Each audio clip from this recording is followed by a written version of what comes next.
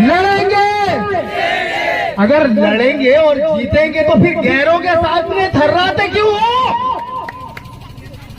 अगर नारा देते हैं लड़ेंगे जीतेंगे, फिर गैरों के सामने थर्राते क्यों हो?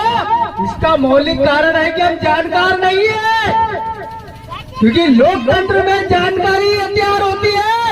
लड़ाई अगर लड़ से लड़ाई लड़ोगे सबसे पहले मारा जाओगे, क्योंकि इस देश में लोकतंत्र लागू है और लोकतंत्र में हमारे पास न मिलिट्री है, न पैरा मिलिट्री है, न पुलिस है, न गोली है, न बारूद है। हमारे नियंत्रण में कुछ भी नहीं है। इसलिए हमारे साथी लोग नारा देते हैं कि देखो देखो कौन आया, आदिवासी शेर आया। अरे शेर तो है, लेकिन जंगल के शेरों से नहीं डरते, शहरों के गैरों से डरते हैं। अब नहीं डरना है, क्योंकि जानकार लोग अब समाज में नियंत्रण करने वाले पैदा हो चुके हैं।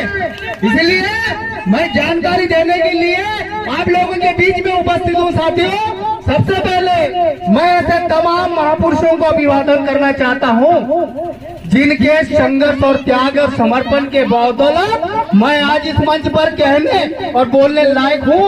ऐसे आदिवासियों के मसीहा कहे जाने वाले, आदिवासियों के जननायक बिरसा मुंडा और इस देश के जिन्होंने समाज को सबसे पहले शिक्षा की ज्योत जलाने वाले ज्योतिराव फुले को मेरा सादर अभिवादन। इस समाज को स्पेशल रिजर्वेशन आरक्षण देने वाले साहू जी महाराज को मेरा कोटि कोटि अभिनंदन।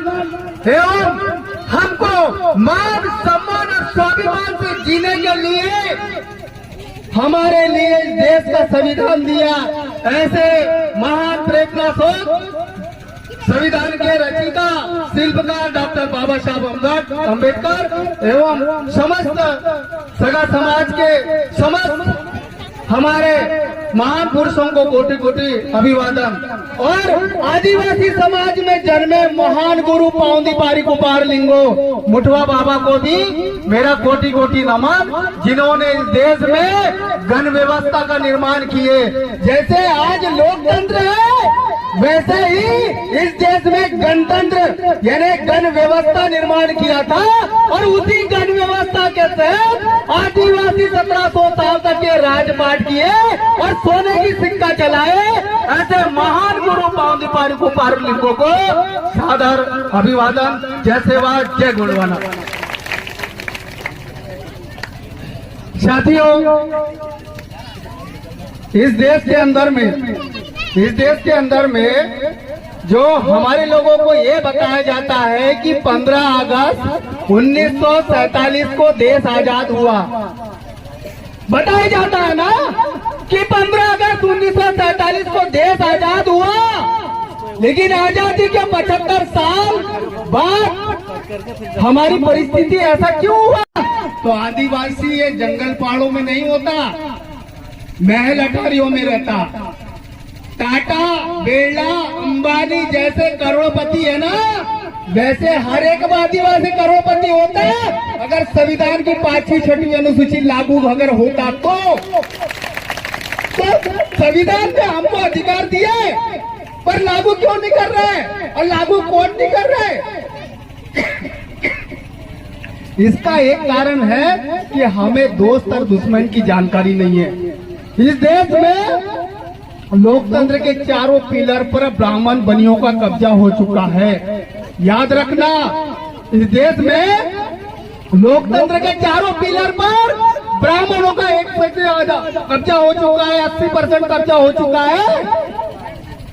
आने वाला समय में जो मुट्ठी भर लोग हैं इस देश की सत्ता चला रहे, इस देश की सत्ता चला रहे और उनके हिसाब से वो देश को संचालित कर रहे हैं। और जहां हमारे देश में जो समस्या निर्माण हो रही है साथियों, हर समस्या को आधार बनाकर संगठन निर्माण हो रहे हैं। एक समस्या एक संगठन, दो समस्या दो संगठन, हजारों समस्या हजारों संगठन। इतने संगठन होने के बावजूद, इतने नेता होने के बावजूद, इतने सामाजिक संगठन होने के बावजूद भी समस्या बढ़ रही, कम क्यों नहीं हो रही? क्यों कम नहीं हो रही? इसका मौलिक कारण ये है कि जहाँ पे समस्या का समाधान होना चाहिए था, वहाँ से समस्या निर्माण हो रही है। जहाँ विधायिका, जहाँ पे सांसद और विधायक चुन के जाते हैं, जहाँ इस देश का कानून बनता है, वहाँ से समस्या निर्माण हो रही है, बल्कि वहाँ समस्या का समाधान होना चाहिए। उसका मौलिक कारण है इस देश के अंदर में संयुक्त प्रणाली लागू है।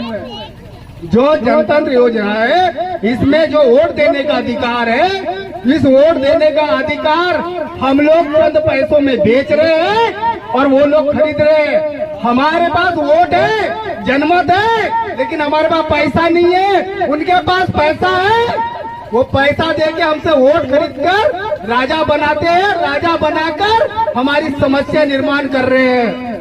हमें इस चीज को ध्यान देना है।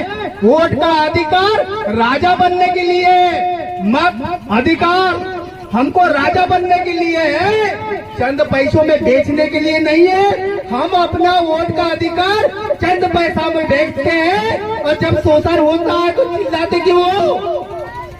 शोषण इसलिए होता है कि हम लोग अपना मान सम्मान स्वाभिमान जो वोट का अधिकार है वो चंद पैसों में बेच रहे हैं। इसलिए हमारी माँ बहन बेटियां सुरक्षित नहीं है, क्योंकि जिसमें राजा बनता है वो राजा बनने का अधिकारी चंद पैसों में बेच रहे हैं। मैं उम्मीद करता हूँ मेरे साथियों, समय का अभाव है, इसलिए मैं अपनी बात ज्यादा कहना नहीं चाहता हूँ। अंतिम में बात अपनी बात खत्म करते हुए कहना चाहता हूँ, नेक्स्ट टाइम पर जरूर टाइम मिलेगा, मैं अपनी बात विस्तार से बताने का प्रयास करूंगा। संघर्षों के साए में इतिहास वहाँ पलता है, जिस ओर जवानी चलती है उस ओर जमाना चलता है। बहुत बहुत धन्यवाद, आप लोगों ने मेरी बात ध्यान से सुनी, इसके लिए आभार, धन्यवाद। जैसे